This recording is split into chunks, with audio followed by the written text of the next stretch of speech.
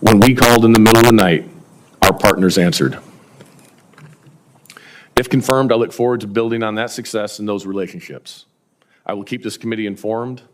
I will be a responsible steward of taxpayer dollars, and I will lead by example to advance U.S. interests and counter adversary threats. Thank you for your unwavering support to the men and women in the U.S. military, and thank you for this opportunity. I look forward to your questions. Thank you very much, General Anderson, and thank you both for being with us. It's now time for me to ask some standard questions that we ask of all military nominees. To exercise its legislative and oversight responsibilities, it is important that this committee and other appropriate committees of the Congress be able to receive testimony briefings and other communications of information. So if you'll just answer yes or no, you can answer simultaneously, and we'll be watching. Have you adhered to applicable laws and regulations governing conflicts of interest? Yes, Senator. Yes. Okay, just a yes or a no is fine. Do you agree, when asked, to give your personal views even if those views differ from the administration in power? Yes. Yes. Have you assumed any duties or undertaken any actions which would appear to presume the outcome of the confirmation process? No. No. Will you ensure your staff complies with deadlines established for requested communications, including questions for the record in hearings? Yes. Yes. Will you cooperate in providing witnesses and briefers in response to congressional requests? Yes. Yes. Will those witnesses be protected from reprisal for their testimony or briefings? Yes. Do you agree, if confirmed, to appear and testify upon request before this committee? Yes. Yes. Do you agree to provide documents, including copies of electronic forms of communications, in a timely manner when requested by a duly constituted committee, or to consult with that committee regarding the basis for any good faith delay or denial in providing such documents? Yes. Yes. And thus ends our standard questions. Let me ask one that has become somewhat standard, and we've gotten encouraging responses from all of our witnesses. Much of the funding in the Defense Reconciliation Bill, the big, beautiful bill, as the president calls it, is unspecific and will technically be at the discretion of the Department of Defense, though this committee will write recommendations for them. We do that because of the rules. A quick yes or no answer from each of you. Do you commit to follow the Congress's spending recommendations in defense reconciliation unequivocally? Admiral Bradley. Yes.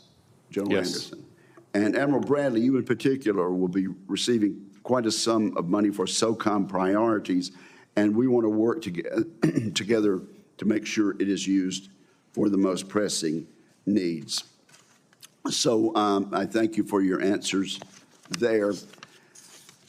General Anderson, you talked about the activities of China in Africa. You talked about the activities of Russia under their dictator Vladimir Putin. Why do they do this? Are they helping Africa out of the goodness of their hearts? Senator, I appreciate the concern. I see that from my time at SOC Africa and my time in the Joint Staff, that there is growing activity from both China and Russia on the continent. Both of those nations see their futures running through the continent and is key to their strategy. I think we can look at several of the things that have been done that have not necessarily been good for the people of Africa. I think they're aware of that. I think when we can highlight that, it helps them understand the risks of dealing with China and Russia, whether that be debt diplomacy from China or the corrosive effects of the Africa Corps, previously known as Wagner, in those societies. Well, okay, and so when we have programs such as PEPFAR or USAID, we like to feel that that really helps the people there, but we have a strategic security purpose in doing that ourselves, do we not? Yes, Senator. Okay, and what is that? Senator, these programs are important as long as they provide for the security and prosperity of our nation. And I think as we target those in key areas, they can help build stability in key regions. If we abandon the playing field in that regard, what would be the response in Moscow or Beijing? I think they'd be celebrating, would they not? Well, Senator, I know that if there's opportunities, they will seize them. Yes. Now, on SOCOM, let me just say the SOCOM's budget has been inadequate. There's been a 35% increase in combatant command requests for SOCOM support over the last 3 years. In the last decade, there's been a 200% increase in crisis response missions executed by SOCOM. 14% budget cut, though, in SOCOM, as I pointed out in my opening statement, since 2019, when adjusted for inflation. And in raw numbers, 4,000 troops cut from SOCOM, and $757 million in unfunded requirements for fiscal year 2026. Now, Admiral, the reconciliation bill included $1.64 billion to support SOCOM's readiness and modernization priorities.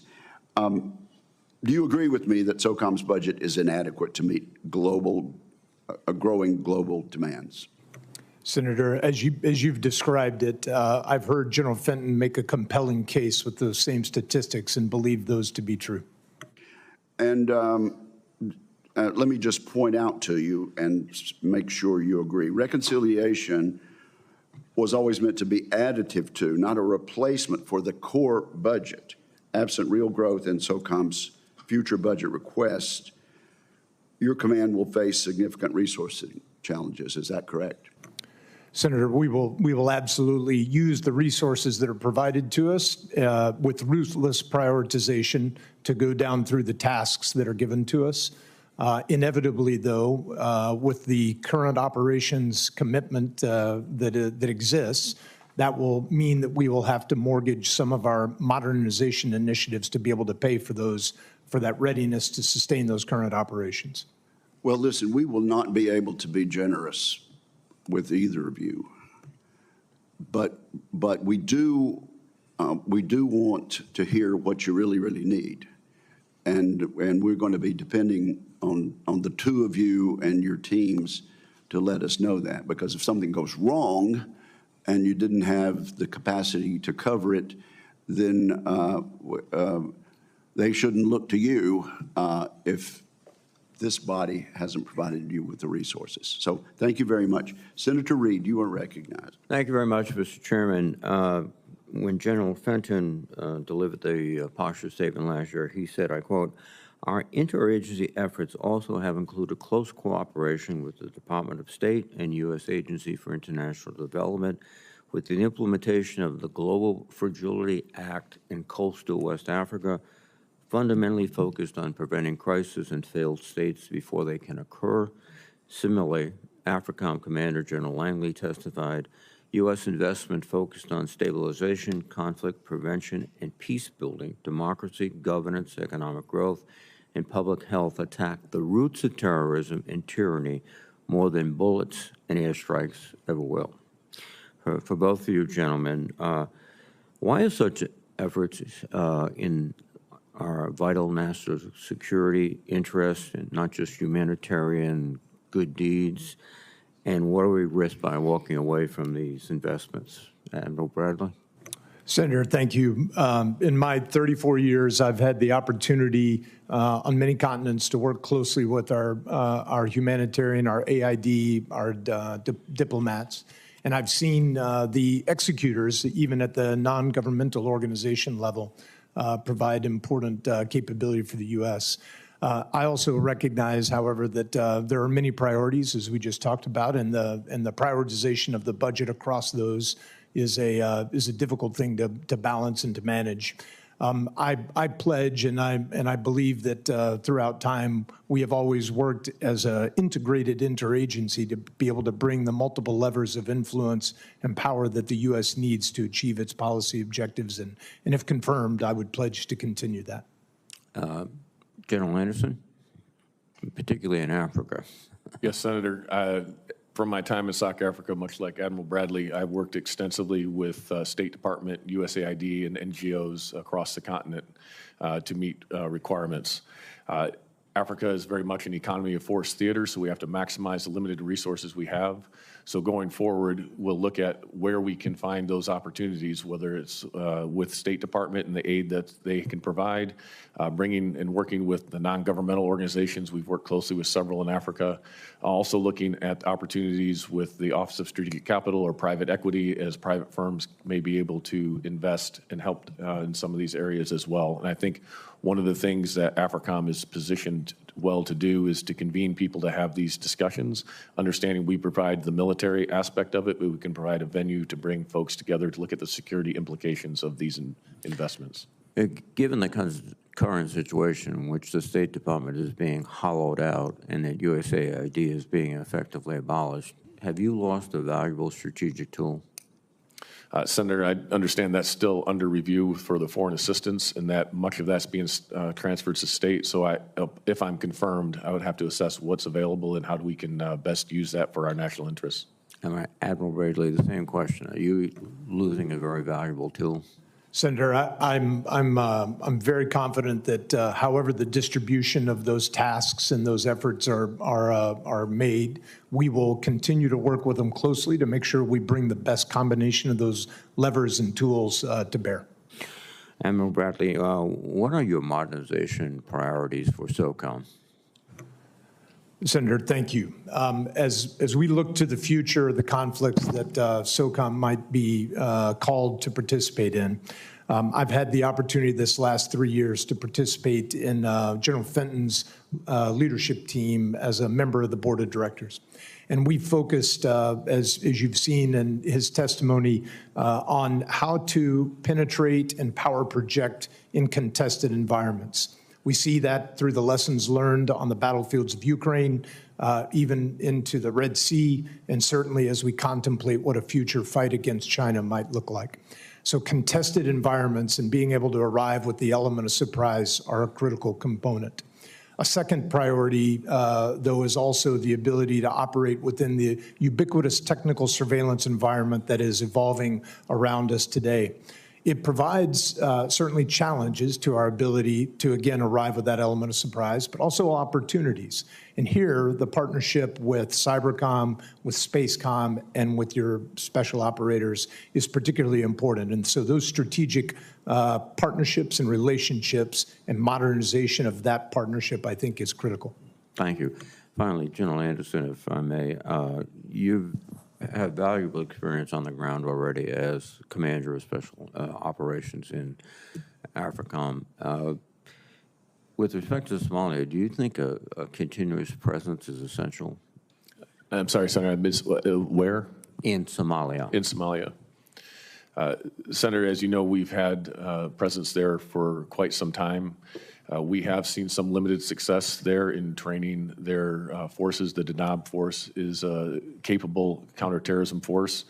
I do believe that that area is volatile. Al-Shabaab has shown the desire and will to attack the United States and United States interests. There's increasing cooperation with the Houthis. So I think it's in our interest to have some level of engagement in that region. Whether that's with the federal government or the member states, I think that's something I would have to assess if confirmed. Thank you. Thank you, Senator. Senator Fisher. Thank you, Mr. Chairman. And thank you, gentlemen, to both of you and to both your families as well for your many years of service and sacrifice. Countering China has been and will continue to be an important mission for both SOCOM and AFRICOM. The Indo-Pacific region, one of the most strategically vital and geographically expansive regions in the world, we have SOCOM, and SOCOM must be able to rapidly engage where the need is paramount over an immense expanse of land, sea, and airspace. Admiral Bradley, as the United States military prepares for a potential war with China, what do you envision Special Operations Forces, what kind of role will they be playing in the Indo-Pacific, and how will you be able to balance that with other SOF responsibilities? Senator, thank you. I believe that the role that SOF has played over its history has been founded on a critical value proposition that will be really very relevant, even more relevant against China, and that is our ability to build strong relationships, to partner, and to build capacity, essentially to be a force multiplier across a strong alliance, and to strengthen that alliance by doing such. In fact, the credibility we've generated over these last 2+ decades in the counterterrorism fight give us great ability to be able to help sustain and extrapolate that credibility into the Indo-Pacific, where building partnerships with our allies will be very critical. That will allow us placement and access to then help develop enhanced understanding of our adversaries' actions that might be against us. And then if deterrence fails and we cascade to crisis or conflict, will give us the ability to leverage that placement and access for the delivery of irregular kinetic and non-kinetic effects. Thank you. General Anderson, we talked a little bit yesterday about the growing influence of China on the continent, and talked about that influence that they have and the threats that they're posing. What do you think are the greatest areas of threats that you're going to have to focus on if you are confirmed? Yes, Senator, and I appreciate the discussion that we had on this. I think China does pose a significant threat to U.S. interests on the continent. We have seen how they have used the Belt and Road Initiative to be a primarily economic focus in the past. We are seeing them expand into more information operations on the continent, providing the communist propaganda to the continent. We're also seeing them engage in more military-to-military engagements, which is concerning. We're also looking at some of the infrastructure they're looking to develop, and ports that could become dual use are of concern, especially if they have something on the Atlantic. An Atlantic base of sea-based Chinese ships would greatly complicate our security picture writ large.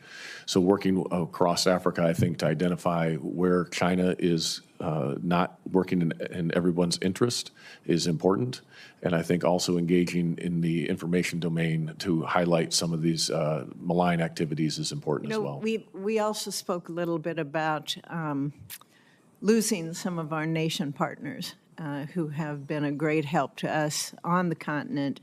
And we talked about looking at National Guard and the partnerships that they have in various countries, not just in Africa, but also around the world. Just briefly, could you kind of hit on the importance of developing those or using those partnerships as tools? Share some of the of that effort, and so that we can use the expertise. The Czechs bring great expertise and capabilities to help train our African partners, and combined with the state partnership program, I think there are some opportunities there without a doubt. Okay, and Admiral Bradley, short question, Mr. Chairman, please. What's your view on the importance of the space domain with regards to special operation forces, and how would you leverage that new command? If you would take that for a question for the record, the chairman's anxious to gavel me out. Senator, I will. Thank you very much. A very, very fine question, Senator Fisher, which is going to require a lengthy response on the record. Senator Kane. I just noticed in looking at your bios, you both have had in your professional career some significant experience in programs kind of with international partners. So Admiral Bradley, your posting to the Italian equivalent of their sort of SEALs, the incursori, and General Anderson, your reception of the Olmsted Scholarship. Talk about how in each instance this was important to your professional development.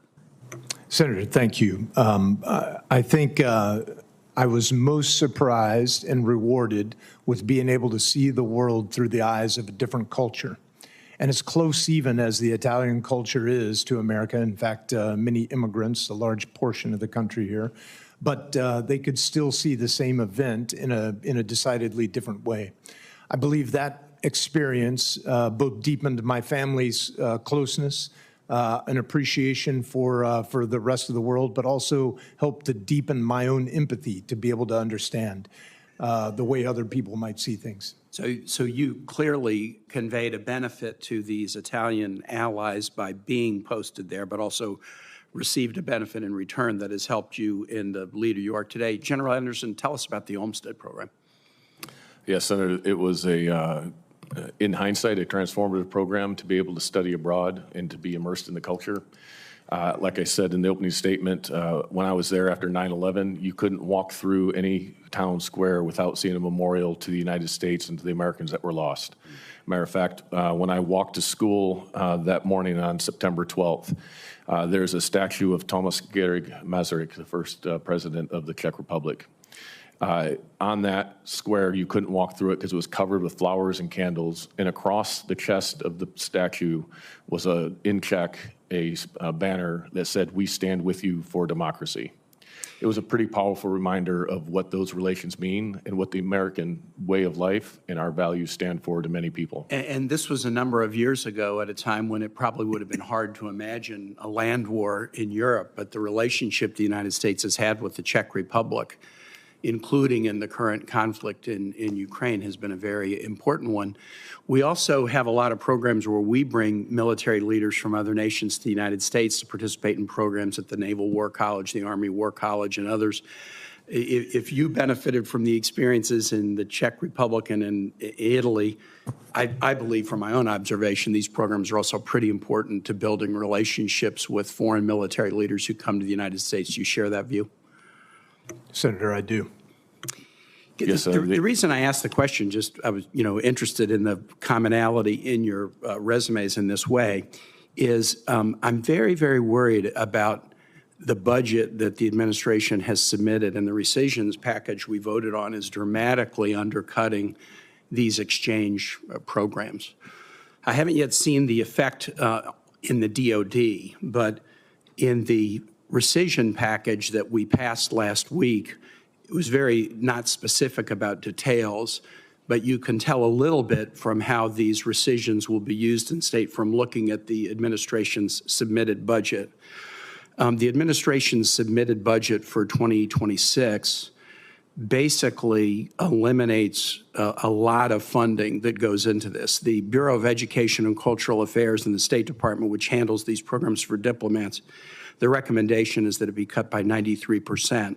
And many of the RIFs that were done a couple Fridays ago in the State Department laying off people who do this work. This is the Fulbright program, and this is other exchange programs. These programs that the U.S. has funded have educated more than 600 current or former heads of other nations. They've come to the United States and gained experience here. 88 Nobel Prize winners are alumni of these exchanges, and the administration proposes to cut the budget by 93%. I'm very worried about that. Let me ask one other question. How important is it in your work in AFRICOM or Special Forces going forward that the U.S. be a strong competitor in the information domain? Senator, I'll start there. It's critical. In the competition in the information domain, truth is the high ground. We in the United States have a history of leveraging the truth, telling the truth, and I think that's powerful. General Anderson. Senator, I think it's absolutely critical across the continent, and I agree with Admiral Bradley. The fact that we have a credible news source and that we tell the truth is a very powerful information operation. The administration's proposed budget for 2026 slashes the U.S. Agency for Global Media's budget by 82%. The Voice of America, the Middle East Broadcasting Network, VOA Persian, all of these are being dramatically reduced, and I think many of the rifts that happen at the State Department are in that space. Mr. Chair, I'd conclude. I'd like to just introduce in the record an article from the Washington Institute of Near East Policy. Here's how State Department cuts would impede U.S. policy.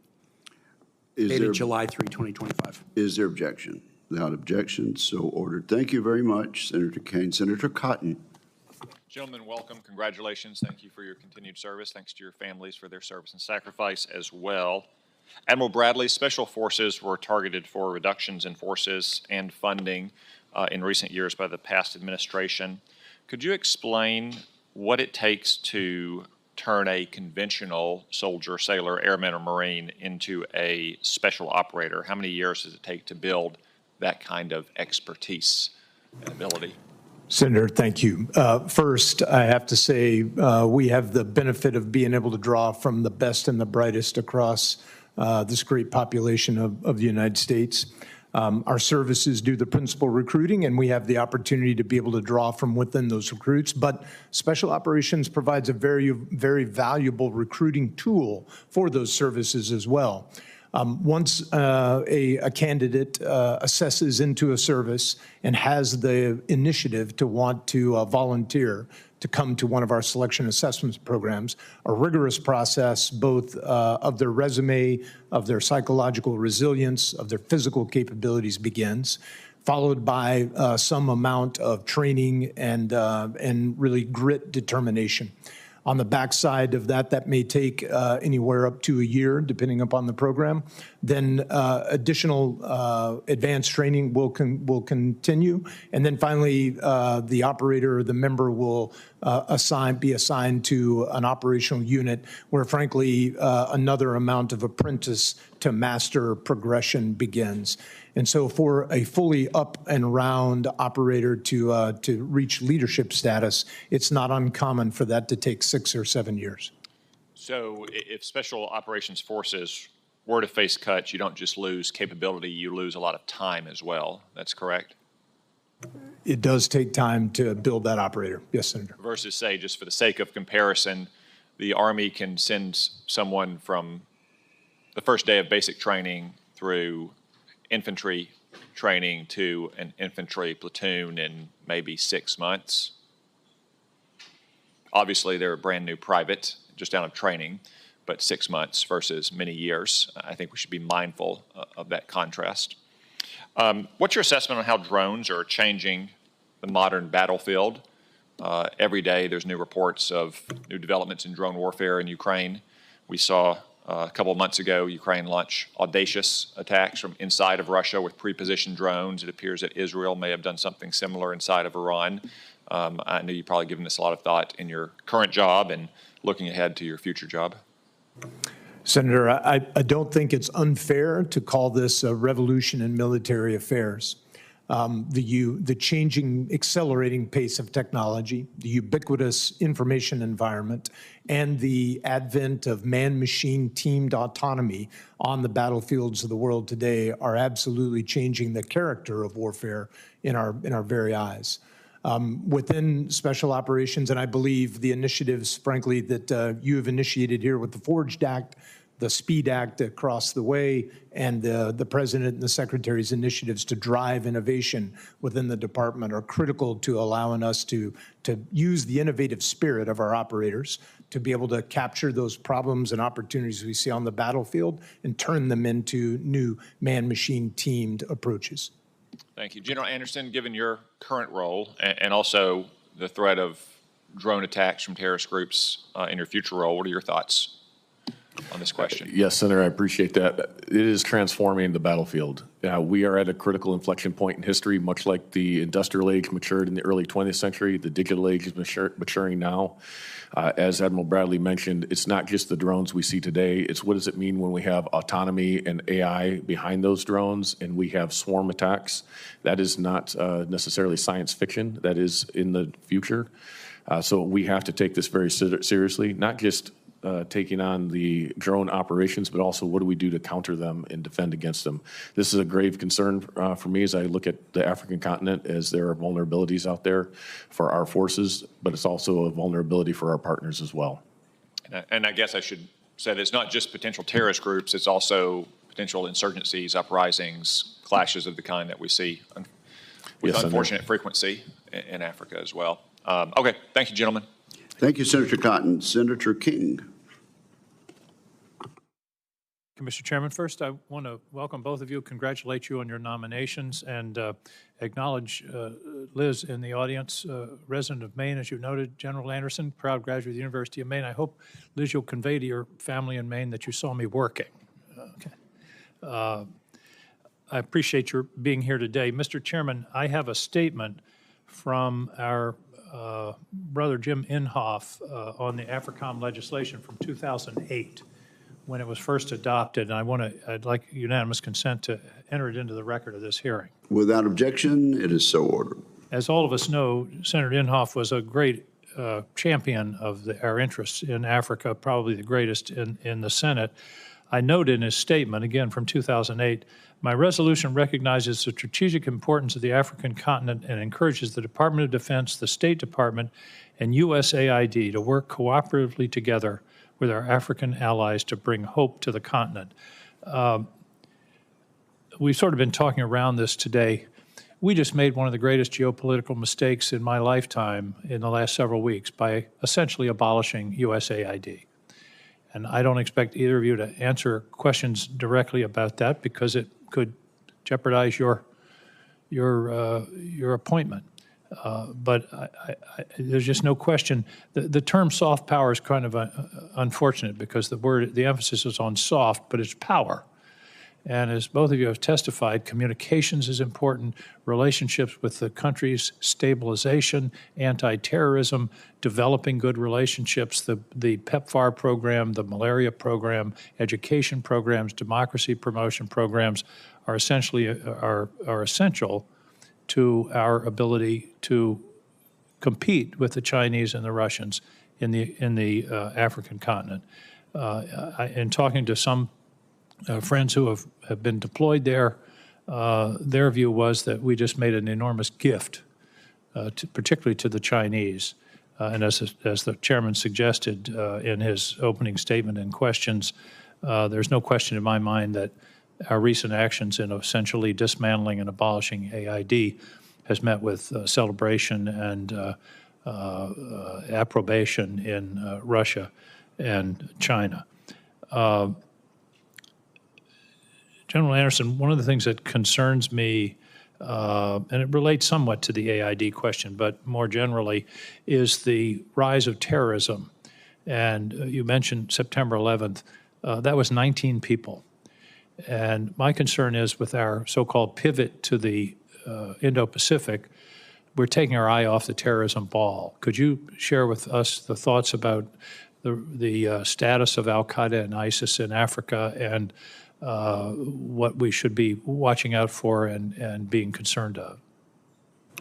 Yes, Senator, I appreciate that concern, and if confirmed, I will definitely make this a priority to assess, as it's been 4 years since I was at SOC Africa. With that said, though, we have seen the terrorist groups move much of their operations into the ungoverned spaces of Africa, both ISIS and al-Qaeda. We're seeing ISIS active in Somalia as well as in West Africa, ISIS West Africa. AQIM and their affiliate JNIM are also very active in the Sahel, both with intent to attack U.S. interests. Whether or not they have that capability is not clear. And so, to your point, one of the greatest concerns we have is having enough resources and enough relationships to be able to understand how these threats are progressing. So we have an adequate amount of indicators and warnings, and we know what the threat to the United States could be, so we could take action. The access is also critical with our partners to understand what's happening with these threats. And I would also say what is happening with some of the other powers there and how they may be working with them or maybe not acting in our interests, so that we can understand what the threat landscape is on the continent. Well, I think one of the new duties of your job as you take this on, since State Department and USAID is essentially retreating, you're going to have diplomatic duty, whether you signed up for that or not. But you're going to have to build relationships, not necessarily strictly military, but with the local governments and the local leadership. Do you see that as a priority? Senator, where those areas, where we prioritize those areas, we have the best return on our investment. I think it is important to build those relationships. I think it's important to look at creative ways as we go forward. One of the greatest powers the United States bring is our economy that's largely done through private investment. So finding opportunities in the continent as it continues to expand and grow in population, I think is an opportunity. And then working with NGOs to identify some of these. I've worked with several in the past that have been very productive in engaging in some of those areas that you're talking about, that we help them understand the environment, and then they are able to execute the actual engagements. Thank you very much. Mr. Chairman, I'll have a question for the record for Admiral Bradley about brain health and protecting of our troops from traumatic brain injury. I'll follow up on the record. Thank you very much, gentlemen. Thank you for your interest in that, Senator King. Senator Rounds. Thank you, Mr. Chairman. Gentlemen, first of all, thank you for your service to our country. To your families also, I just want to say thank you, because you sacrifice a lot as well, and we most certainly recognize that, and we appreciate what you do to help both of these gentlemen be successful in their careers. Gentlemen, I've heard from, at least now, from 29 senior department officials, including every service chief and 8 combatant commanders, that vacating the 3.1 to 3.45 gigahertz and 7.7 to 8 gigahertz bands of the spectrum would have negative consequences for our warfighting capabilities.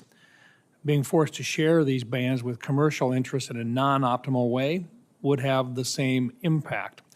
Admiral Bradley, does the Special Operations Force have capabilities operating on the 3.1 to 3.45 band and the 7 and 8 bands of spectrum, which would be used in a conflict with China? Senator, thank you. I have to say that I am not intimately aware of all of the systems across SOCOM. I can speak to my personal experience in these last 3 years. And I do agree that both directly, some of our systems operate in those bands that we rely upon for critical tactical capability, but also indirectly, the service systems that operate on those bands are very important for us as we integrate with the Joint Force. Thank you. Would those capabilities be negatively impacted if DoD were forced to share those bands? Senator, I believe they would. Thank you. General Anderson, same question. Does AFRICOM make use of capabilities which reside on or make use of those bands of the spectrum? Senator, Africa being a remote location, we depend upon satellite communications that use some of those bands, as well as the air and missile defense systems that are on the continent. Thank you, sir. Admiral Bradley, your predecessor testified earlier this year that SOCOM makes up 3% of DoD's forces and less than 2% of the budget, all while missions have increased by over 170% compared to the last decade. Is it fair to say that if we're going to continue to ask more of SOCOM, more resources will be needed to enable those increased missions? Senator, thank you. As I've watched General Fenton make the compelling case about that exact equation you described, I think that is a conclusion that comes out. An alternative is we just do less. We do fewer missions. We have to say no more times. You're the tip of the spear.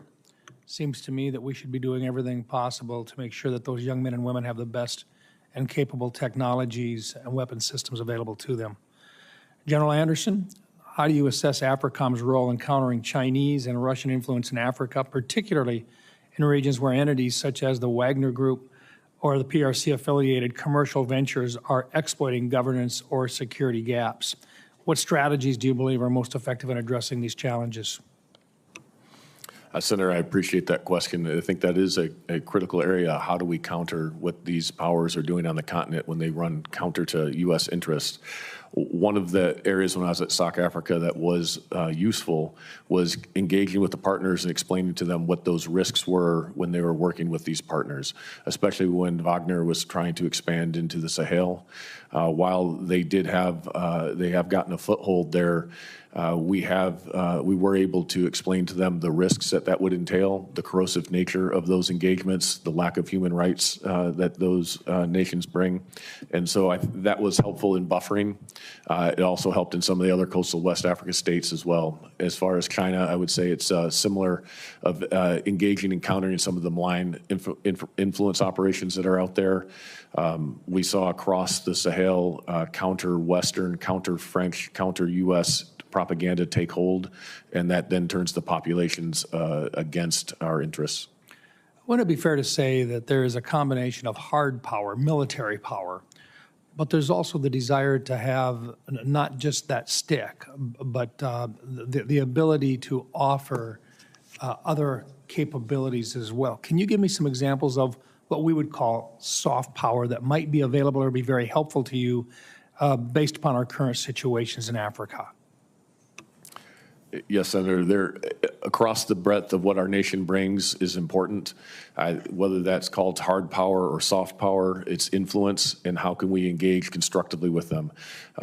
Can we encourage investment? Can we open sources to critical minerals? Can we partner with the nations that are in our interest that also benefit them as well? Those are opportunities as well that are slightly outside the military lane, but I do believe we have the opportunity to convene some of the right folks to have these types of discussions. And then, again, engagement and building trust and partnership is critical, as we found in the past. Thank you. Thank you, gentlemen. Thank you, Senator Chairman. Brown. Senator Ernst. Thank you, Mr. Chair, and thank you, gentlemen, both for being here today and your continued service to our great United States, your families as well. We appreciate their selfless service and sacrifice on your behalf as well. So, General Anderson, we'll start with you, and we'll continue to build upon what Senator Rounds was discussing. History has shown that when America reduces her presence, our adversaries are quickly seeking to fill the void. So sustained U.S. leadership is essential to deterring those threats and preserving stability. This is something we talked about in my office, that I firmly believe that presence is power, especially when it comes to the forward posture of our American service members. So General Anderson, can you speak to why continued American leadership around the globe is essential, and in your particular case in Africa, why it is essential that we maintain a presence and how it is in America's best interests? Senator, I appreciate the question, and I agree that that engagement is absolutely vital. Having that access and that engagement and building of trust makes a difference when times of crisis or in times of need. Mm-hmm. When we call in the middle of the night, we want our partners to answer, and we want them to help. Mm-hmm. At the same time, it needs to be in our mutual interest. One thing I found, as you talked about in South Africa, is that we could often bring parties together that normally would not. We could bring some of the European partners together with the African partners and create a dialogue. And sometimes just that American presence as a trusted partner opened that door to be more effective. I would also say, as you mentioned, small investment in small teams go a long way on the continent in working with our African partners. As an example, I was the first general officer to go back to Cote d'Ivoire after 19 years. The very first person who met me was the chief of the Army, and the first thing he told me was how he thanked me for the training that a special forces team had given him as a captain 19 years before. And he said it was the best training he ever had, and he was very excited that we were able to restore relationship because it was the best training he had received, and he was looking forward to that for his Army. And it didn't take a persistent presence. It took some episodic engagements and continued investment in that partner. What I have found in Africa is many of those partners that we work with are incredibly good partners. They're not looking for a handout, they're looking for a helping hand. And if we can help them build that capacity, they're willing to try to stand on their own. That is amazing, and thank you for reaffirming what I have always believed as well, is that relationships matter. And our friends will never forget that neither will our enemies. So we'll continue on. We could talk more about China's presence. I think a number of our colleagues have covered down on that. So we'll go ahead and turn to SOCOM. And Admiral Bradley, thank you so much for your continued leadership within the organization. And we've already talked a little bit about the fact that SOCOM, you've earned the reputation that the command can do more with less. And I have heard SOCOM commander after SOCOM commander come in front of the committee and state, it really doesn't matter, we'll salute smartly and move out and execute our mission. But we are reaching a point where, as you have very clearly stated today, that if you don't continue to see growth, especially adjust for inflation within the department, that you will have to do less. You will have to dig in deeper and make the necessary cuts. So we are in an era of heightened threats and expanding mission demands. I believe that do more with less mindset can no longer be sustainable. Do you agree with that? Senator, I do. And in fact, we've adopted the term less with less to ensure we apply the ruthless prioritization to achieve the highest priority of those missions. Mm-hmm. And given the increasingly complex threat environment, we need to be able to strengthen SOCOM's capacity to deter our near-peer adversaries. So that does require us moving beyond a stagnant budget. So if confirmed, Admiral Bradley, then what is the vision for SOCOM and how do you do that ruthless prioritization? Senator, thank you. If confirmed, our priorities are the priorities of the department. Defend the homeland, ensure that we deter China, and ensure that our force multiplication of an already strong alliance is strengthened even further. Thank you, gentlemen, very much. And again, to your families, thank you for your sacrifice as well. Thank you. Thank you very much, Senator Ernst. Senator Schmidt. Thank you, Mr. Chairman. Actually, Admiral, I'm glad that you ended that way, because those sort of prioritizations of America, which is defend the homeland and really this pivot to the Indo-Pacific, has been absent in a lot of the questions that have been asked. A lot of the questions that have been asked, I feel like I've been teleported into the Foreign Relations Committee. And I want to ask you, since it was brought up, I had no plan to talk about this. I'm going to just read off a few things. $500,000 for electric buses in Rwanda, $3.3 million for civic engagement in Zimbabwe, $300,000 hold the Pride Parade in Lesotho, almost $900,000 for electrical reforms and voter education in Kenya, $1.2 million for Afrobarometer public opinion survey, $116,000 for media strengthening activity in Liberia, $8,000 for promoting vegan food in Zambia, African hive camping and tours to create adventure camps for backpackers, graphic design training in Nigeria. Do you think these are in the best interest of the United States of America, given the scarcity that we have? Senator, I know there are a lot of priorities that have to be balanced through the budget process. I know that, and I appreciate your story. You were very willing to opine about other things that were sort of policy matters, in my view. These are policy matters, and I think that when we do this stuff, it totally undermines the desire to have real soft power. Like, I'm not disputing the idea that soft power exists. My contention is that all of this nonsense that continues to be defended in many ways inhibits the ability to do exactly what you're articulating, which is there are smart things to do that aren't just about blowing things up and killing people. But that has been crowded out with a mission creep in this wandering foreign policy that just believes that we can just do all this do-gooding stuff around the world. And getting back to what you said at the end of your last statement, which is defend the homeland and understand that our chief threat is in China. That's what I wanted to ask your questions about, and I'm going to. But I can't let this go on just without being responded to. Like, we're moving away from this stuff, whether people like it or not. Like, the American people don't support it. We have an administration that wants to move away from this stuff. And I applaud it. I might be in a minority on this committee. I don't really know. I don't really care, because I think that that's in the best interest of the United States, and we can have a robust debate about it.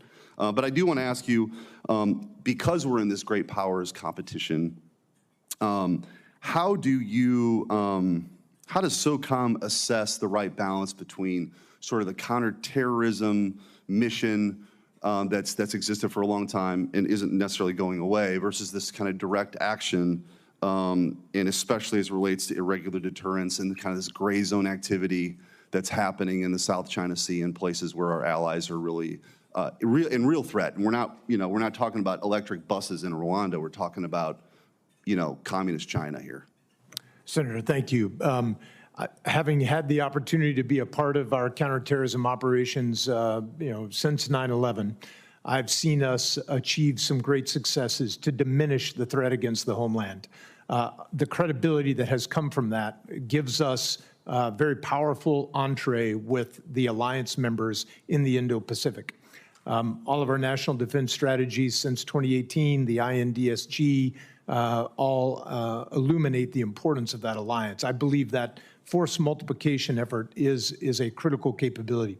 As you know, General Fenton is the coordinating authority for counter-VEO as well within the Department of Defense, and so still maintains a principal responsibility to be able to oversee and advise the Secretary on the approach for counterterrorism.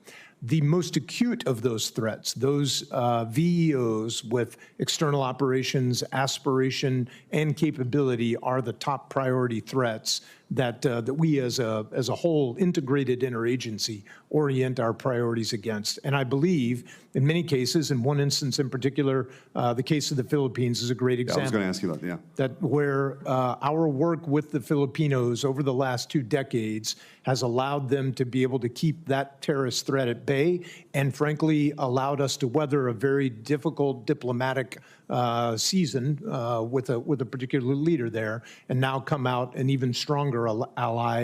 I agree. I think that's a great example, which leads sort of like the last question I have in limited time. Do you feel like our other really important allies in that region, say Australia and Japan, are prepared or sufficiently ready to work alongside us the way the Philippines has? Sir, I absolutely believe the Australians are, and I believe our other allies are working to come to that place as well. Okay. Thank you. Good luck. Congratulations. Thank you very much, Senator Schmidt. Senator Warren. Thank you, Mr. Chairman, and congratulations to both of you on your nominations. So the American military is built to defeat our enemies, not to create more of them. And that is why Republican and Democratic administrations have worked to reduce risks to innocent civilians as part of military operations. In fact, the last Trump administration issued DOD's first instruction to establish policies to mitigate civilian harm after concerns grew about civilian casualties in the campaign against ISIS. Now, one of the tools that commanders now have in the toolkit is working with civilian harm and mitigation response advisors, from refining war games to real attack planning in the Middle East and Africa operations, and more. Vice Admiral Bradley, your predecessor at Special Operations Command, recently said that these experts, quote, assisted commanders and their staffs in mitigating civilian harm without compromising lethality. What's more, their knowledge, quote, enhanced precision, preserving legitimacy, and enabling mission success. So, Vice Admiral Bradley, if you are confirmed, will you commit to keeping civilian harm prevention experts at SOCOM to advise you and your team? Senator, first, just to resonate, it is not only an obligation to adhere to the law of armed conflict to protect civilians, it is critical to our success in competition to represent our values. I believe that every uniformed, every civilian, and every contractor that is employed or in oversight of the use of lethal force has a critical obligation to be able to do that, and I do commit to keeping that as a focus for our command, if confirmed. That is a strong answer, and I appreciate it. You know, other tools in the toolkit here are the Civilian Harm Mitigation and Response Action Plan and DOD's policy instruction on civilian harm, which outline DOD's plans and policies to reduce civilian harm risks. AFRICOM has made progress in implementing these policies, including through training allies and partners on how to reduce risks to innocent civilians. We are serving as a model that our other partners are now beginning to adopt. In May, the Nigerian Air Force announced its own civilian harm prevention plan. These are efforts that save innocent lives. Lieutenant General Anderson, if you're confirmed, will you carry forward these efforts to integrate civilian harm mitigation planning into AFRICOM operations and train allies in the region to help them do the same? Senator, to echo Vice Admiral Bradley's importance of this, this is a critically important show of our values. It's also important that we maintain the laws of armed conflict, and when we engage with our partners, that we help them educate and that we model this. And this has been something that when I was at Special Operations Command Africa, we did. We worked with partners, and when we saw things or heard of things that were credible, we encouraged them to investigate and to look into this, and then we gave them assistance as needed in order for them to conduct their own investigation. So I will continue, if confirmed, to take that on at AFRICOM. I appreciate that. I want to hit one other point here, because we also need to reduce harm to our own special operators. I've worked with Senator Ernst and others on this committee for years to address high levels of brain injury caused by blast overpressure. Exposed service members have reported debilitating symptoms, from seizures to depressions to suicidality. And now preliminary research is showing high rates of heart disease, chronic pain, hypertension, even links to brain cancer and neurodegenerative diseases. Clearly, we have a lot more we need to learn. So let me ask, Vice Admiral Bradley, if confirmed, you'll oversee tens of thousands of special operations personnel. Do you support DoD partnering with outside experts to study the long-term effects of blast overpressure? Senator, I do. I have seen great benefit from our partnerships with academia and other organizations that are studying this problem critically. Our number one soft truth is that people are more important than hardware, and the critical part of those people is the intellectual capacity. Of course, that is jeopardized by these brain health issues, and we see them as a critical contract with our operators and our operators' families to ensure that we keep them sustainable. Well, I appreciate that very, very much. If you're confirmed, I'll be calling on you to help us with that. There's language in both the House and the Senate NDAA that would help us get this study, and there are lots of organizations like Home Base Massachusetts who have the expertise to help us get these answers. We owe this to our service members. Thank you. Thank you, Mr. Chairman. Thank you, Senator Warren. Senator Tuberville. Thank you, Mr. Chairman. Good morning. Thanks for both of you. Thank you for what you've done for our country over your careers, you and your family. What a sacrifice it's been, but done an outstanding job. Admiral, I think far too long we've had our eyes on other things and not on our hemisphere, whether it's illegal migrants, drugs, or both. So what is Special Operations community doing to assist the militaries and governments in our hemisphere like Panama to combat narco-terrorists? Senator, in my current capacity, I'm not privy to all of the activities that SOCOM is engaged in the Southern Hemisphere. But in listening and watching General Fenton and his leadership over these last 3 years, I know that the partnerships that our teams have been engaging in and developing remain critical to being able to help them build capacity to be able to defend themselves, but also to provide security locally, which of course helps to prevent and secure our southern border as well. Yeah, you're very. I'm sure you're up on the point of the daring gap and the problems it's caused over the years, and relationship with our special ops down in that area, training people. That'll probably be in your forte going forward. What's your thoughts about cooperation activities with Latin America as going into this job? Yes, sir. I think as the counterterrorism fight informs us, it is far better to find the root of the problem well away from our borders than it is to have to defend them internal to the United States. And so if confirmed, making it a priority to provide assistance to all of our combatant commanders as far forward as possible, and with with those partnered forces to help them to be able to secure their own territory. Yeah, we have problems all over the world, but if we don't watch our back door, then we're going to have really problems within our country, which we already have. General, I think we need to be reinforcing our military presence in Africa. Unfortunately, under the previous administration, we seemed like we were doing just the opposite. Niger, you and I talked about this in a meeting in my office. The vacuum that was caused there, China, Russia, Iran, were all too happy to feel the things that we were doing there. What's your assessment of our withdrawal from Air Base 201, and have we learned from these lessons, and your thoughts about maybe the future there? Senator, I appreciate that question, and there was significant investment that went into that air base. It was in a key area for us to be able to monitor the threat, so the loss of that is one that we'll have to find creative ways to continue to get the indicators and warnings of what the terrorists are doing in that area. I think we also have to understand that there is some volatility across the continent, so how do we make smart investments with the partners that we can continue to sustain?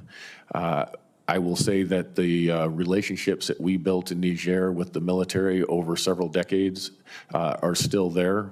When the time is right, I believe there will be an opportunity, but that time will have to be determined, and if confirmed, I'll look at what that is. Yeah, after your confirmation, I guess by telling the committee and people even watching at home, why do we need to have presence in Africa? What is your thoughts? So Africa is key to any strategy. It sits on strategic terrain, just the waterways that it forms between the Straits of Gibraltar all the way down through the Suez Canal and the Red Sea. It is critical minerals and resources that are on the continent that we need for the future economy.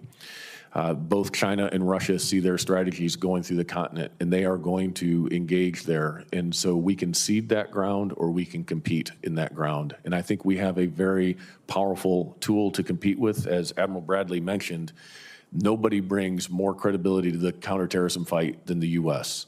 As a matter of fact, when we rescued that hostage in Niger, the next morning was an influential blogger that posted, "The Americans came like the lion in the night.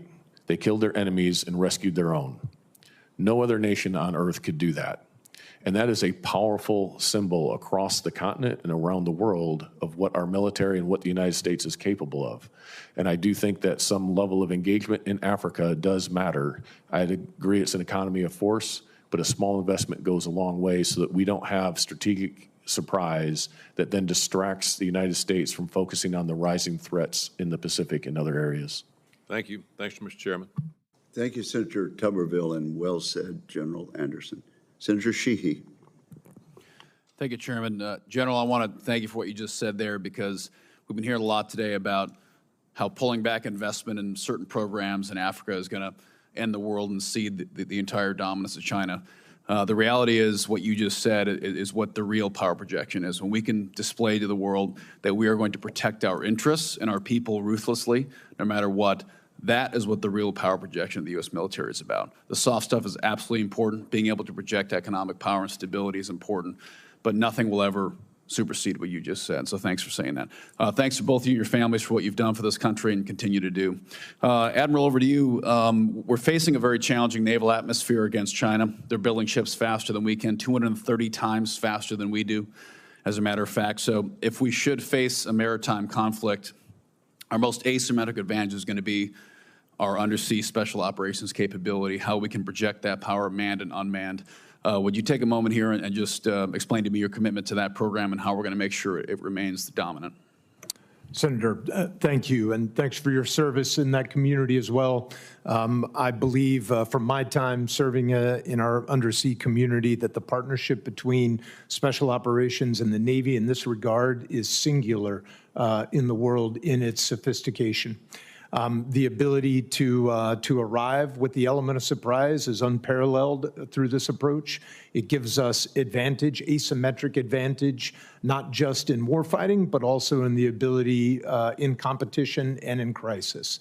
The special operations community has a unique and growing and deepening relationship with the United States Navy in this regard. And if confirmed, I would very much look forward to advancing that and continuing to maintain that asymmetry.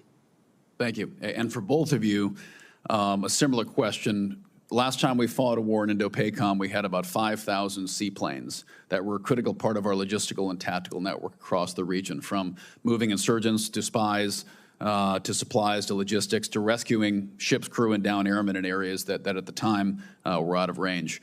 Right now, we have precisely 0 planes that can land, or any aircraft that can land on water in the entire U.S. military. And General, with your background in non-standard aviation, as I do too, I used to fly seaplanes and PC-12s like you. This is a capability that as we are entering a new era of great power competition, I believe we need to reinvest in, and SOCOM will be the tip of that spear. So I recently worked with Indo-PACOM to try to reinvigorate the ability for them to access this capability. Would either of you care to comment on what you think amphibious aviation could mean for our ability to project power all over the world? Senator, I appreciate the question. I do think there's several types of new technologies, emerging technologies we need to invest in that allow different types of logistics and different types of support. Seaplanes could be part of that. I think unmanned systems, semi-submersibles, but a plethora of capabilities that allow us to operate in a contested environment with unmanned, and a combination of manned and unmanned systems is critical. And the Indo-Pacific, there's a lot of water across that area, so having the ability to operate in those areas and be able to resupply small islands, I think will be very important to a potential Pacific fight. Yeah, I would say in an AO that in some cases is over 90% water, having the entire AO be a runway seems like a pretty good idea. I was recently in Kenya, Djibouti, Egypt. I went over there for a reason. We all served many years in the Middle East, but Africa is now going to have 2.5 billion people, become the most populous continent in the world here potentially in the next decade, and it's very possible the 21st century could be an African century. And as that 2.5 billion people plug into the global economy, as they become global citizens, active on the internet, as they become banked, as they become crypto citizens, we are going to have to reckon with the great power competition that's happening there. And as I look at some of our engagement across the Horn of Africa and through all of Africa, really, what do you see as your biggest challenge is going to be? What do your first 90, 120 days look like as you try to grapple with the fact that we have a massive geopolitical battlefield emerging? Senator, I appreciate those comments, and I agree that Africa is growing rapidly. There's a large youth population. That youth can either be channeled to contribute to the global economy, or they could become terrorists or other nefarious actions.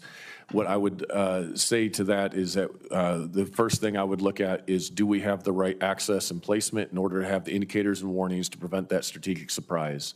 And to your point earlier, I think it's a combination of hard power and soft power, as you put it, but having the relationships and the trust to have the access when needed in order to project power, to be able to counter terrorism, to be able to respond to a crisis somewhere on the continent. And then also to understand what other powers are doing. So my first few days, if confirmed, would be focused on assessing that, and do we have the right posture and footprint, and what can we do to maximize the indicators and warnings? Thank you. I'm out of time, but I would also encourage you to take a look at Camp Simba and the upgrades required there. It's a key point, power projection for us in that region. Thank you. Thank you, Senator Sheehy. Let me ask both of you, with regard to the first set of questions Senator Sheehy brought up about seaplanes and that sort of capacity, is there anything on the horizon in that regard? So, Senator, there are a few out there that are being developed. I know DARPA is working on a project. There are some other companies that are looking at seaplanes and unmanned seaplanes as well. And Senator, across special operations, there have been experiments with that kind of capability. Thank you. Thank you very much. Senator Kelly. Thank you, Mr. Chairman. Admiral Bradley, General Anderson, thank you for being here and for continuing to volunteer to serve our nation. SOCOM and AFRICOM both leverage economies of force principles, so applying limited resources for having an outsized impact. And this requires some careful planning and using the right assets against the right problem. Within this economy of force principle, how important are interagency partners like the Department of State for SOCOM and African's campaign plan? Senator, I'll start. Across the special operations community, our partnership with the integrated interagency, also our law enforcement, federal, and frankly, even our local law enforcement partnerships have been critical to us over these last 25 years. And I see that as nothing but growing in the future. If confirmed as a SOCOM commander, the relationships that we have inside our integrated interagency, cultivating those and sustaining them, I think would have to be a top priority. I can tell you that today, the state of those relationships, from my current experience, is frankly a high water mark, certainly of my 34 years, and I suspect even longer than that. And General, do you share that view? Senator, I agree that we have very limited resources, and so we have to partner across all government agencies to maximize those resources and to find where we can complement each other. We provide the military piece of that, but to Admiral Bradley's point, my entire career with special operations has been working with multiple different agencies in order to maximize that, whether that's the FBI and using legal authorities in different parts of the world, working with our intelligence community, or with State Department and others to make sure we leverage the full authorities and capabilities of our nation.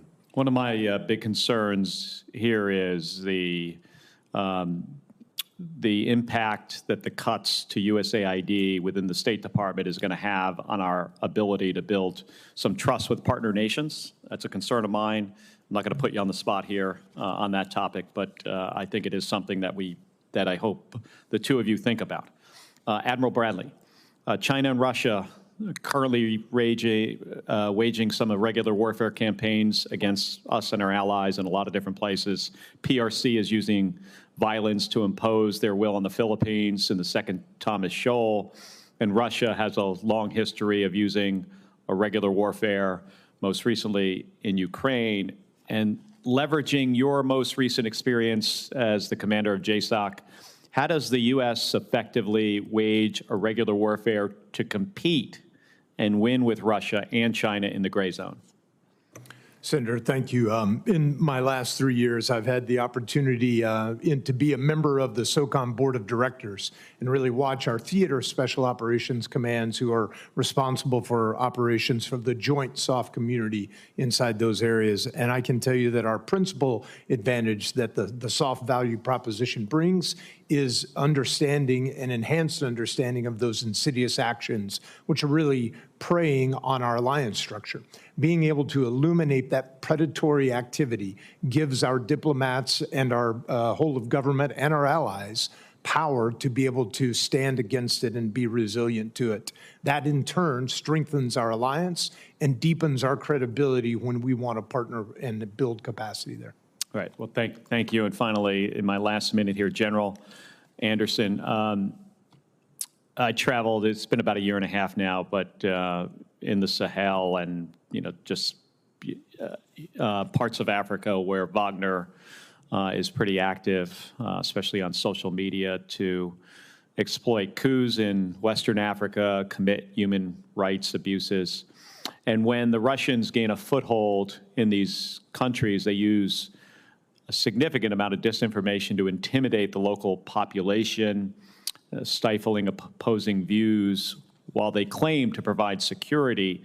So, General, how does Russia's social media activity impact security and stability in AFRICOM? Senator, I think that is one of Russia's greatest weapons that they're employing across the continent. One of the things they use quite often is disinformation. They play on historic grievances, historic colonial issues, fears of sovereignty, and they play that up into an anti-democratic, anti-Western that then has impacts to U.S. support. I believe that the Russian influence in the information operations were critical in turning populations against the French in the Sahel. I think it is very much not in our interest with what the Russians are doing in the information domain. Not only in Africa, but if I could just take a couple more seconds, do you feel like we're losing this information warfare with the Russians, Chinese, Iranians? Senator, to refer to what we discussed earlier, the truth is incredibly powerful. We have that still. We are still a very credible source of information. We need to leverage that. I think we need to be more aggressive about that in this domain, but I wouldn't say we're necessarily losing it. But if we do not engage, we risk losing it. Right. Thank you. Thank you very much. Senator Scott. Thank you, Chairman. Admiral Bradley, General Henderson, congratulations. First off, thanks for your service. Thank your family for being here. Thank you for their sacrifice while you've served. You both are going to do an outstanding job. Number one, do you believe that the government of China has decided to be our adversary? Senator, I do. Senator, I concur. So we put, this committee has put a lot of effort into getting rid of Chinese drones in the military and in our country. And we've made a lot of progress. As you know, we're seeing drone warfare increase around the world. We've watched what's happened in Ukraine. We watched what's happened in the Red Sea. We watched what the Houthis have been doing to shoot down ships. So do you believe drone technology is going to be important in warfare going forward? Senator, I do. Absolutely, Senator. So do you think it's really important to make sure that we don't have, Chinese products in our military, such as drones? Senator, I know that there are nefarious aspects to Chinese products that come out, and we must be careful not to include any of those. Senator, I would agree that we need to make sure that we don't open back doors or other vulnerabilities by we need to understand what products we're using.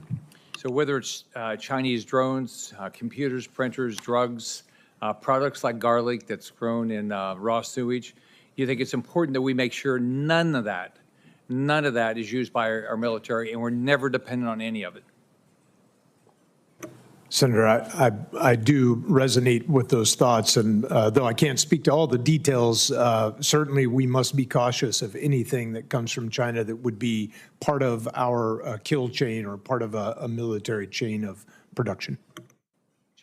Yes, Senator, I think that's something that we need to assess is where are those critical vulnerabilities and where do we need to ensure we have alternate supply chains as we look at the future. How about drugs? You think we ought to be buying Chinese drugs for our servicemen, servicewomen?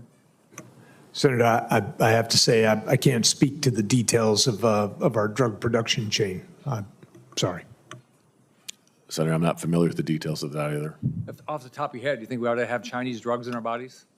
And we ought to be relying on them when we go to war? Do you think they might hold them back? Senator, that could be a risk at any time we become dependent on a sole source. And I have full faith in the American system, and I would prefer American-made medicines.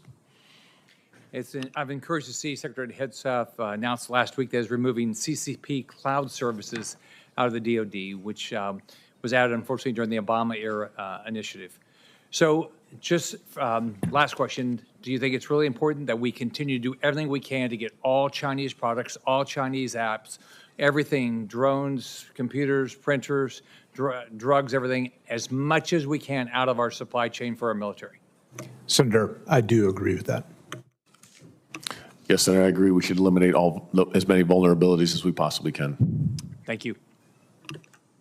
Thank you very much, Senator Scott. Senator Rosen. Well, thank you, Chairman Wicker, Ranking Member Reed, for holding this hearing. And I want to thank our nominees and your families, of course, for your service. It takes a whole family when you give a lifetime of service. And, of course, your willingness to continue to serve. And congratulations on your nominations.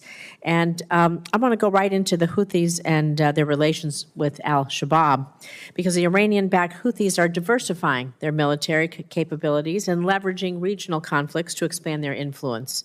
U.S. intelligence reports indicate that the Houthis are working to provide weapons to al-Shabaab. This development is incredibly concerning, as al-Shabaab could utilize more sophisticated Houthi weapons to target U.S. equities in the Horn of Africa, such as our base in Djibouti. So to both General and Admiral, please, to the extent that you're able in this open setting, can you share more about the growing partnership between the Houthis and al-Shabaab, the risks that it poses not only to the U.S. equities, but personnel in the region, global shipping in the Red Sea, the Gulf of Aden? How are we going to address this challenge? I guess since you're closest, Admiral, and we'll start with you. Senator, thank you. The Houthi militia, an Iranian-supported renegade element inside Yemen, has been a destabilizing force in the southern Arabian Peninsula and across the Horn for some time, and continues to act belligerently. Any connection that they might make as an outreach to another, to a violent extremist organization like al-Shabaab, an al-Qaeda affiliate, definitely bears close concern and, frankly, interdiction. The potential for them to partner is we would see with grave concern. If confirmed as a SOCOM commander, I would have the responsibility as a coordinating authority for an advisor to the Secretary on counter-violent extremist organization, and a combination of those two actors would be a serious measure. Thank you, General. Yes, Senator, I appreciate that question. As been the commander of Special Operations Command Africa, well aware that the al-Qaeda affiliate that al-Shabaab has full intent to attack U.S. interests in the U.S. homeland if they can build the capability. The concern is that cooperation now across the Red Sea with the Houthis, who are backed by the Iranians, and what that could mean, and give them the capability, not just have the will, but now the capability to attack the U.S. or U.S. interests in a more robust way. And again, the Houthis and al-Shabaab operate in critical terrain for the United States and for global shipping. And so the means for them to disrupt that and have impact on our interests is significant. So we need to do everything we can to stop that partnership. I want to move on to talking about our ISR strategy in the Sahel. We know that Senator Kelly was talking about the Sahel a little bit, but I want to go a little bit further, because since our withdrawal from the 2 air bases in Niger last year at the behest of the host nation, our ability to conduct ISR within the Sahel throughout the African continent has been severely degraded. This also hurts other activities as well. So to both of you, can you speak to the challenges of our withdrawal from Niger, the loss of our ISR, what it poses to countering this violent extremism in the region, these partnerships between the Houthis, al-Shabaab, and what other things, and any other groups, and what are the latest updates to establishing ISR basing elsewhere in Africa? Senator, I appreciate that question, and we did use the ISR coming out of Niger extensively. The loss of that does make it more difficult. There is never enough ISR to meet global demand, as I understand, and that Africa, as an economy of force theater, will have limited assets available. I think it's important that we balance the exquisite high-end ISR capabilities where most needed, and then look at investing in other capabilities, whether that be emerging technologies that can allow some surveillance, partnering with key partners within the area, having intel sharing agreements so that we can gain understanding from them on the ground. I think those are all critical areas as we look at balancing the ISR demand across the continent. As to where they could be in the future, if confirmed, I would look into that. I'm not privy to those plans right now. Thank you, Admiral. And Senator, just quickly, the evolving ubiquitous information environment provides us an opportunity here. The space, soft, cyber triad, an opportunity to be able to leverage what we call horizontal ISR, to be able to leverage the more and more information available publicly that people are freely giving through their use of social media. Thank you. Thank you, Mr. Chairman. Thank you, Senator Rosen. Senator Budd. Thank you, Mr. Chairman, and thank you both for being here. I enjoyed our meetings last week in the office. Congrats on your nominations, and thank you for your service and your sacrifice and that of your families and as well. Admiral Bradley, in our conversation last week, and I've said it publicly in this room many times before this hearing, we need more and not fewer special operations forces. A large reason is because of their ability to help train our foreign partners. and you highlighted in your advanced policy questions that SOF are uniquely suited for building partner capacity in contested and sensitive areas. So how is SOCOM building partner capacity, particularly in the Indo-Pacific, and what is the joint force getting in return for those efforts? Senator Budd, thank you. I very much appreciated the time to visit with you, and thank you for your great support for all of our bases, my current headquarters there in the great state of North Carolina. Sir, I think the example that best illustrates the essence is the Philippines, where over a period of 20 years, for over 100 years, our strong societal relationship with the Philippine society has been strong. But just within these last 20, our ability to help train, advise, assist the Philippines to counter the terrorism threat in their country has deepened that relationship, and in fact helped us to withstand a very troubled period diplomatically during the Duterte regime. And now on the backside, we have an even stronger alliance with the Philippines, which will be critical as we look at any action of deterrence in the Indo-Pacific.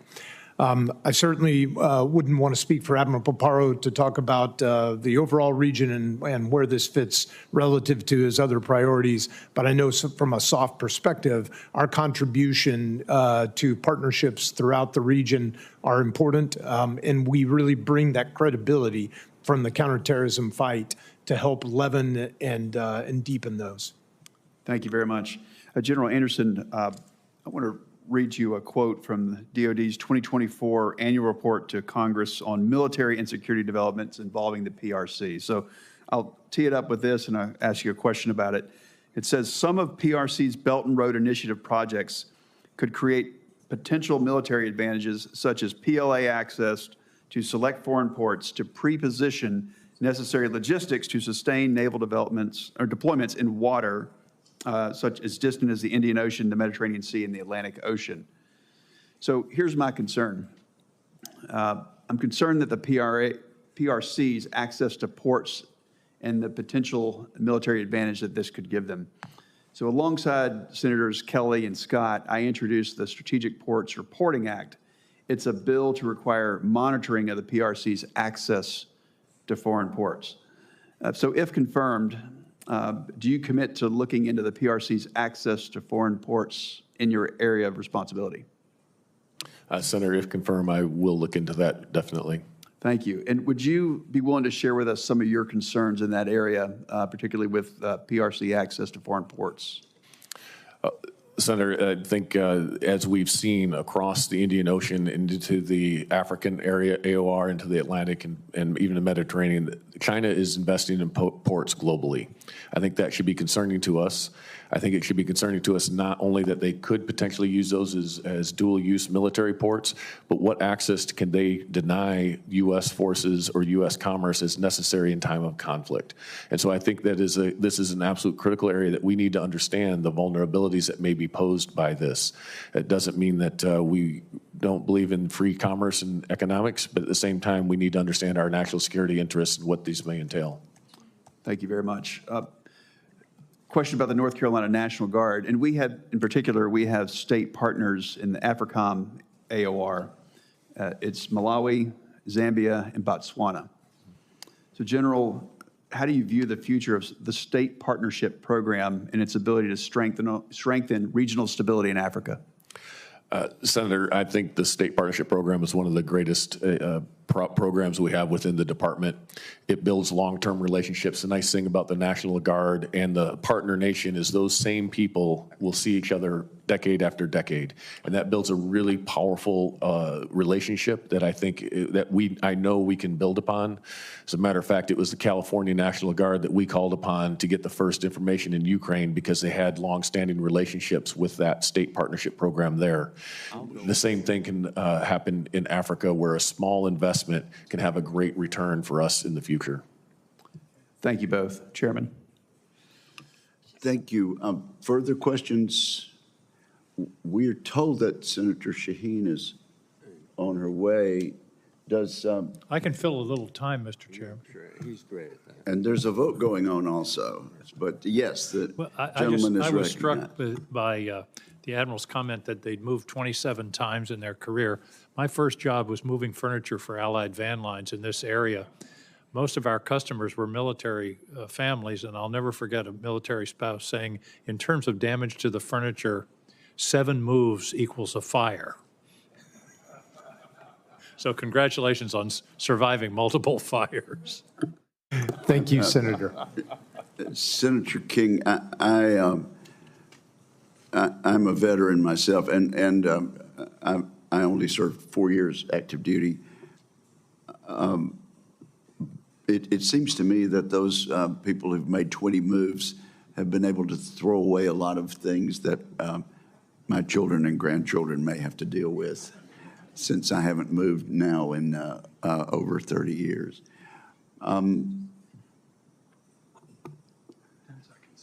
We think within 10 seconds, Senator Shaheen will materialize. There's a vote going on, and we're trying to do our best. Thank you very much,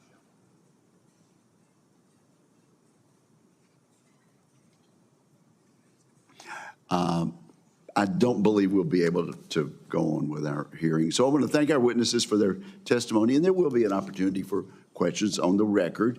And so I would remind I would inform members that questions for the record will be due to the committee by 5 p.m. today. And with that, we are adjourned.